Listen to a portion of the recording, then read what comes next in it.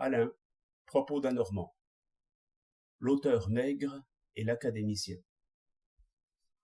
Un jeune auteur, dont les premiers essais ressemblaient à une triomphante aurore, mais qui, pour l'instant, dînait à 25 sous, rencontra un jour un académicien bien marié, et qui tenait un haut rang dans le royaume des lettres. Le jeune auteur fit voir des dents longues et une ambition démesurée. Alors l'académicien, qui était au fond un bon diable, voulut lui enseigner l'art de se faire ermite. Vous avez, lui dit-il, autant que je sais, 100 fois plus de talent qu'il n'en faut pour réussir. Il est affligeant de vous voir dans cette crotte et si mal nourri. Voyons, mon cher, comment cherchez-vous la gloire et la fortune? Vous ne voyez que des gens dont l'opinion ne compte pas, et qui sont aussi pauvres que vous. Vous jetez vos graines dans le sable. Après cela, vous accuserez le sort.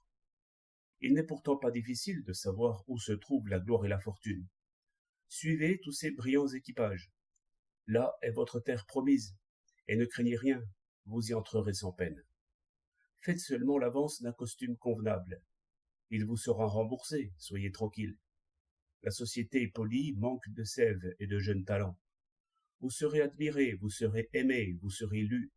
Vous ferez quelques riches mariages. Vous passerez l'hiver en Égypte et le printemps à Londres.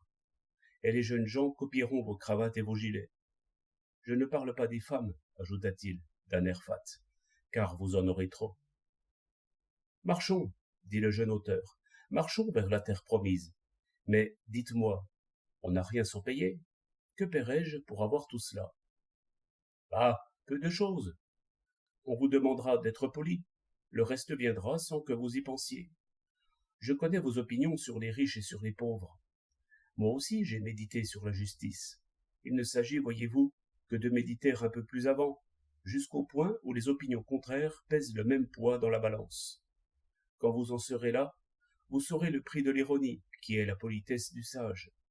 Ainsi paré et harnaché, votre jeune liberté pourra se présenter dans tous les salons. Après cela, les salons se chargeront de vous instruire. La vraie sagesse vous viendra avec la richesse.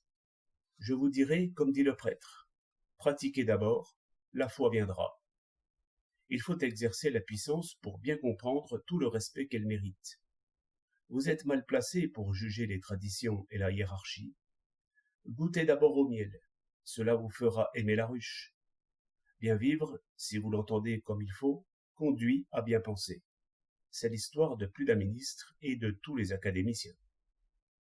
À ce moment, l'auteur maigre reconnut dans l'auteur gras le chien de la fable, et vit la marque du collier. Attaché, dit le loup. Vous ne courez donc pas où vous voulez? Il fit une gambade et disparut. 9 mars 1908.